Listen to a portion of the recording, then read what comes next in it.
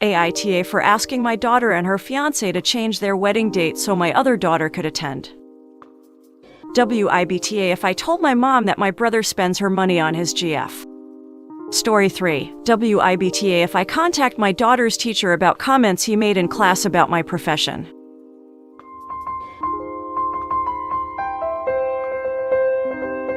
AITA for asking my daughter and her fiancé to change their wedding date so my other daughter could attend.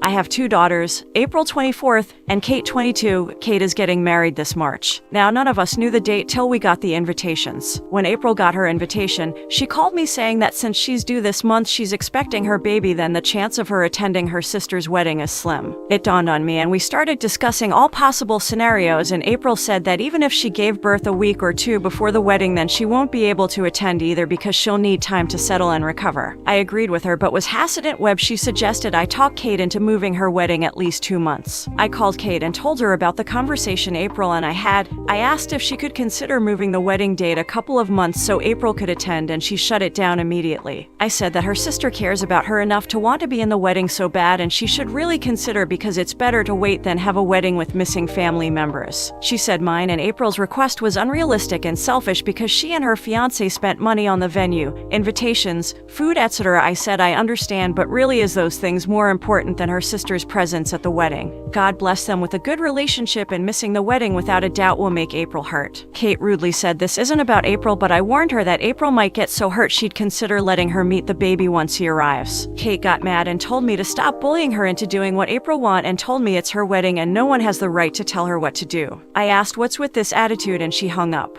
I tried calling her and her fiancé asked me to stop forcing the issue and let the sisters work this out. How'd I think that as their mother it's my role to navigate through their disagreements. They said I'm meddling, but I think I'm trying to work this issue out. AITA. Top 5 comments.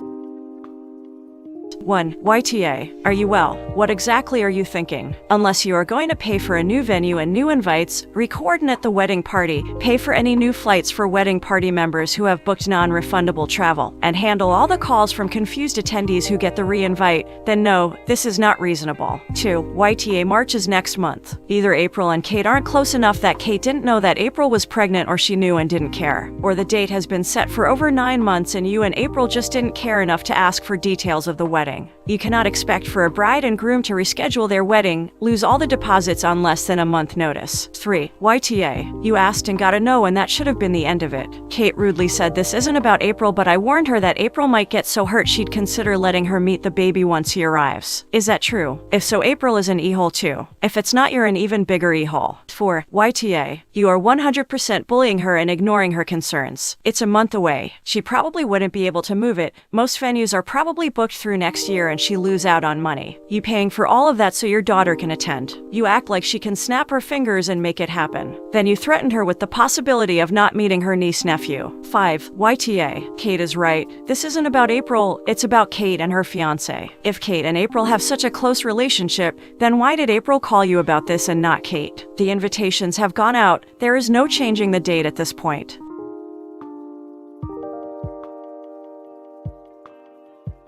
WIBTA. If I told my mom that my brother spends her money on his GF.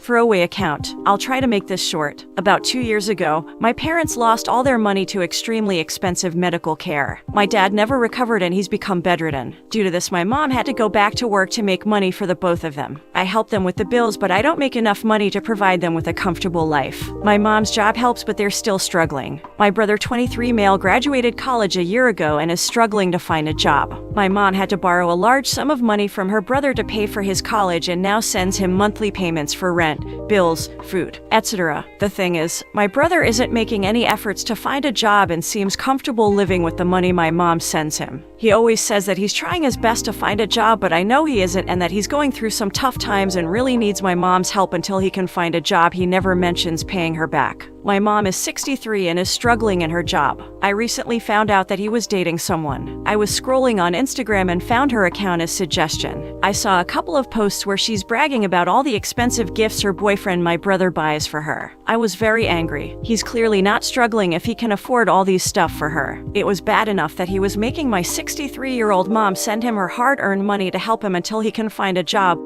But to know that he doesn't even need it and is using it to buy gifts and go to expensive restaurants is outrageous. I thought I'd tell mom, but I don't want to be an AH, so I'm still thinking about what to do. So WIBTA. Top 5 comments.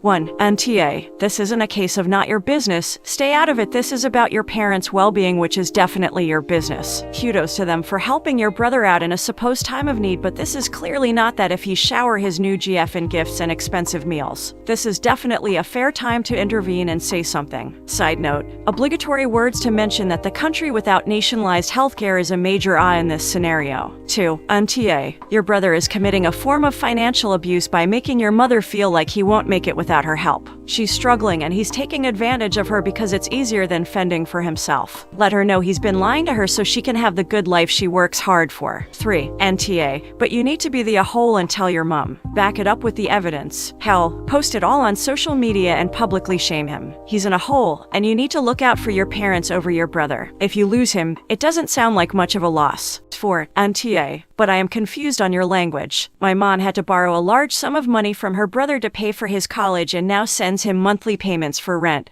bills, food, etc. Had to. Why? It sounds like she is an enabler. You can talk to her all you want, but I doubt this changes anything. She'll continue to give him money, he'll continue to take it, and you'll continue to Seth. The only thing you can actually control is how you contribute to this mess. Tell your mom you can no longer give them money. Essentially, what could be happening anyway is she is just sending your money to him. 5. Okay, if your brother is going to college, then the money will be going towards college, rent, food, etc. If he doesn't have a job, how else is it being paid for? However someone chooses to brag on their Insta is not necessarily the truth. Has it occurred to you that the GF is trying to look good in front of her friends? It might all be BS. So, going to your mom and starting family drama might not be good. First, talk to your brother. No judgment, because it depends what you do from here.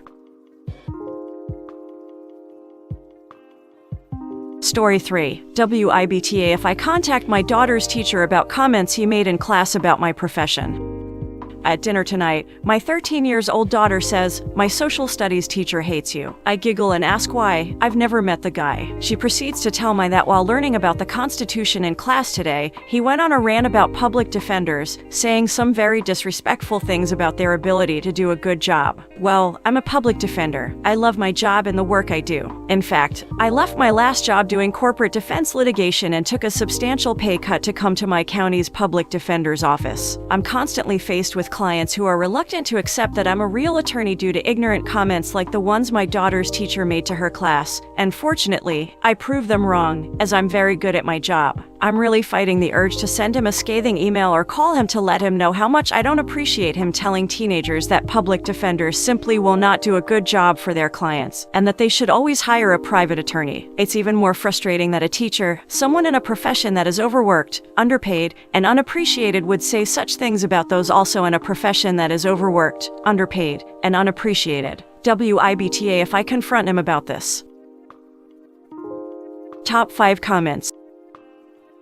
1. NTA. CC his boss when you send that polite email. The teacher has no business disrespecting any particular professions in class, and his doing so is kind of strange. What does it have to do with social studies? 2. Let's see. Do we think that a teacher went on a rant saying he hates public defenders? Or do we think that a 13-year-old paraphrased him incorrectly and he was actually expressing his frustration with a legal system that claims to provide adequate legal representation to everyone, but that if you are poor and you find your public defender to be inadequate, you often have no recourse? Based on the information you have available to you, I would argue that you simply don't know. And it is a fact that there are bad public defenders out there, some of whom are genuinely bad at their jobs and others who would be good at their jobs if they weren't so terribly overworked. But acknowledging that there are people with the same job as you who are bad at their job in no way devalues how good you are at your job. Take a deep breath and give him the same benefit of the doubt you want for your clients. Then talk to him and go from there. 3. A scathing email will only confirm what he thinks because a real lawyer wouldn't be so defensive.